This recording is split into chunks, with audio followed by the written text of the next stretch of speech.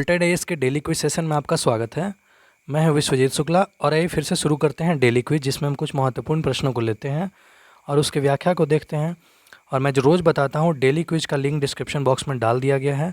आप उसको खोल के और गोल्टेड एज के हिंदी वेबसाइट से डेली क्विज सॉल्व कर सकते हैं, जो कि प्रीलिम्स के लिए काफ़ी हेल्पफुल होगा। तो आइए शुरू करते हैं आज का हमारा पहला प्रश्न, जो कि भारत अफगानिस्तान व्यापार संबंधों के बारे में है। तो इसके संदर्भ में निम्नलिखित कथनों पर विचार करें।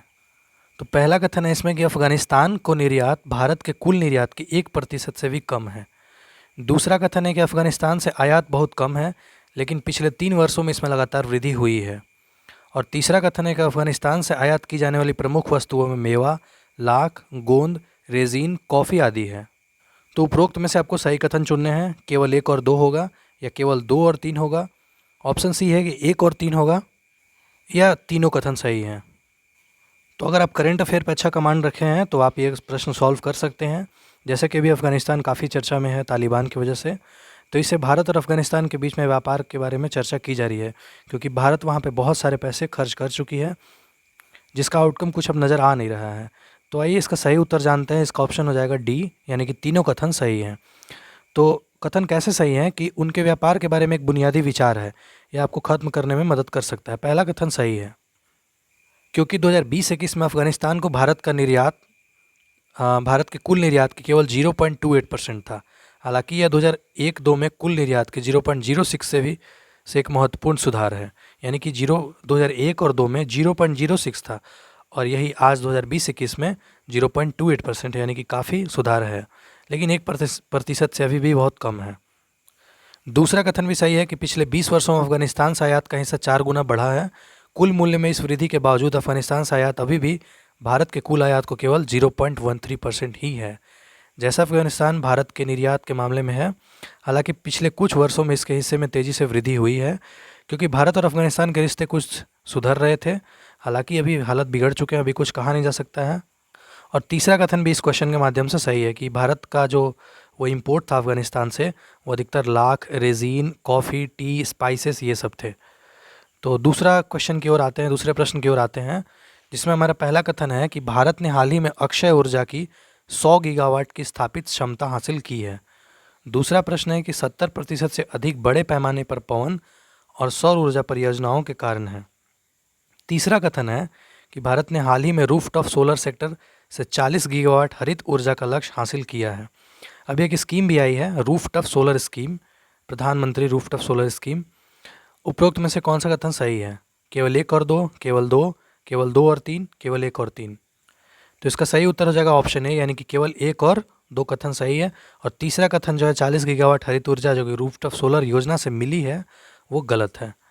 पहला कथन ऐसे सही है कि भारत ने हाल ही में अक्षय ऊर्जा की 100 गीगावाट की स्थापित क्षमता हासिल की है, लेकिन उसमें से अधिकांश यानी कि लगभग 78% बड़े पैमाने पर पवन और सौर ऊर्जा परियोजनाओं के कारण है, ना कि सोलर ऊर्जा। माफ़ कीजिएगा कि 100 गीगावाट जो स्थापित क्षमता हासिल की है भारत ने, उसमें बहुत बड़ा हिस्सा जो है पवन ऊर्जा और सौर ऊर्जा का है। जैसा कि आप न्यूज़ में देख सकते हैं, पीआईबी में न्यूज़ आया था कि India achieve 100 gigawatt milestone of installed renewable energy capacity. मतलब भारत ने 100 गीगावाट अपना जो माइलस्टोन था वो अचीव कर लिया है रिन्यूएबल में, यानी अक्षय एनर्जी में। भारत में कुल स्थापित अक्षय ऊर्जा क्षमता बड़े जल विद्युत को छोड़ 100 गीगावाट के मील पत्थर को पार कर गई है। आज भारत स्थापित यानी रिन्यूएबल एनर्जी क्षमता के मामले में दुनिया में 4थे स्थान पे है, और सौर ऊर्जा में भारत जो है वो दुनिया में 5वें स्थान पे है, और स्थापित क्षमता के मामले में पवन में 4थे स्थान पे है। अब तक जुलाई 2021 तक देश लगभग 5.1 गीगावाट रूफटॉप सोलर हासिल करने में सफल रहा। तो तीसरा कथन गलत है। अगले प्रश्न की ओर आते हैं, जो कि ज्योग्राफी से है। तो निम्नलिखित राष्ट्रों पर विचार करें: तुर्कमेनिस्तान, सीरिया, पाकिस्तान, अफगानिस्तान। तो इसमें क्वेश्चन ये है कि उपरोक्त में से कौन सा देश ईरान के साथ सीमा साझा करता है? केवल 2 और 3, केवल 1, 2, 4, केवल 1, 3 और 4, केवल 4। तो इसका सही उत्तर हो जाएगा ऑप्शन सी, यानी कि आप देख सकते हैं कि ऐसे कुछ 7 देश हैं, कुल 7 देश हैं जो ईरान के साथ सीमा साझा करते हैं। उनमें से है कि इराक है, तुर्कमेनिस्तान है, अफगानिस्तान है, पाकिस्तान है, टर्की है, अर्मेनिया है, अज़रबैजान है। और ये जो देश हैं वो तुर्कमेनिस्तान ईरान के साथ लंबी सीमा साझा करता है। आप फिगर में देख सकते हैं कि पाकिस्तान सीधे सीधे सीमा साझा करती है। यहीं पे आप देख सकते हैं कि बंदर अब्बास जो है यहाँ पे एक वो है पोर्ट। वहीं पे आप अफ़गानिस्तान यहाँ पे देख सकते हैं, तुर्कमेनिस्तान का भी बाउंड्री से टच करता है, इराक का भी बाउंड्री से टच करता है। तो अगले प्रश्न की ओर आते हैं। इससे पहले मैं बता दूं कि आप अगर चैनल पर नए हैं तो आप चैनल को सब्सक्राइब ज़रूर कर लीजिए, बेल आइकन को भी दबा लीजिए। और प्रश्न की ओर बढ़ते हैं जो कि परिसीमन आयोग के संबंध में है। तो इसका गठन संविधान में वर्णित प्रक्रिया के अनुसार किया गया है। हालांकि ये इजी प्रश्न है, हमने कई बार अपने डेली क्विज में इससे जुड़े तथ्यों को पूछा है। दूसरा कथन है कि अब तक 4 बार आयोग का गठन किया जा चुका है, ठीक है। और तीसरा कथन है कि सुप्रीम कोर्ट के जज आयोग के अध्यक्ष होते हैं। तो इसमें सही कोड चुनना है केवल 1, केवल 2 और 3, केवल 3, केवल 2।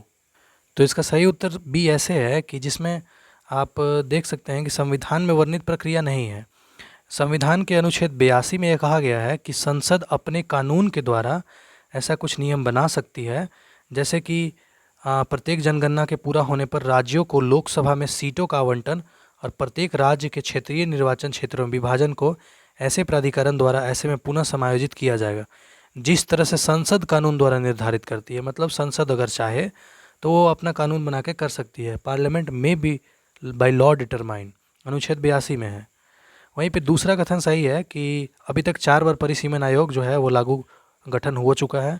1952 में, 1952 के तहत, 1963 परिसीमन आयोग अधिनियम 1962 के तहत, वहीं पे 1973 में और 2002 में। हालांकि अभी तक वो जो है वो 1972 वाला ही चल रहा है। तीसरा कथन सही है कि इसमें क्या है कि आइए देख लेते हैं इसकी संरचना क्या होती है। तो इसकी संरचना में क्या है कि आप यहाँ पे देख सकते हैं पहला स्टेटमेंट कि Supreme Court to be appointed by the central government who shall be the chairperson of commission. तो ये जो डिलिमिटेशन कमीशन होगा यानी कि परिसीमन आयोग, इसके अध्यक्ष जो होंगे वो सुप्रीम कोर्ट के जज होंगे। अगले प्रश्न की ओर आते हैं कि निम्नलिखित में से किस योजना और मंत्रालय के तहत कारीगर, शिल्पकार और पारंपरिक पाक विशेषज्ञ का समर्थन करने के लिए हुनर हाट का आयोजन किया गया है। हुनर हाट अभी जो कि न्यूज़ में भी था। तो पहला है कि उस्ताद योजना अल्पसंख्यक कार्य मंत्रालय, नई रोशनी योजना जनजातीय मामलों के मंत्रालय, नया सवेरा कार्यक्रम अल्पसंख्यक कार्य मंत्रालय, या इनमें से कोई नहीं। तो इसका सही उत्तर हो जाएगा ऑप्शन ए। यह जो है अल्पसंख्यक कार्य मंत्रालय के अंतर आता है। और ये जो है उस्ताद का मतलब ये है कि विकास के पारंपरिक कला, शिल्प में कौशल और प्रशिक्षण का उन्नयन। तो इस स्कीम के कंपोनेंट्स कुछ हैं, ये हैं कि जितने भी स्किल हैं ट्रेडिशनल, वो ट्रेनिंग करने वाले जो हैं उनको प्रमोट किया जाए। उस्ताद नाम से एक अप्रेंटिस भी दिया जाएगा जिसमें कुछ पैसे वैसे दिए जाएंगे ताकि उनके हुनर को प्रमोट किया जा सके। जितने भी अल्पसंख्यक क्राफ्ट्समैन हैं, आर्टिसंस हैं, शिल्पकार, कारीगर, उनको प्रमोट किया जाएगा। कुछ कुछ जो टैलेंट मास्टर हैं उनको सर्टिफिकेट दिया जाएगा, उनको अच्छा खासा सम्मान दिया जाएगा। तो इसी स्कीम के तहत यही है। तो अगर आपको ये डेली क्विज अच्छा लगा, कुछ प्रश्न सीखने को मिला, तो आप चैनल को सब्सक्राइब करिए और हमारे साथ बने रहिए। कल हम फिर कुछ प्रश्नों के साथ फिर से जुड़ेंगे। तब तक के लिए धन्यवाद।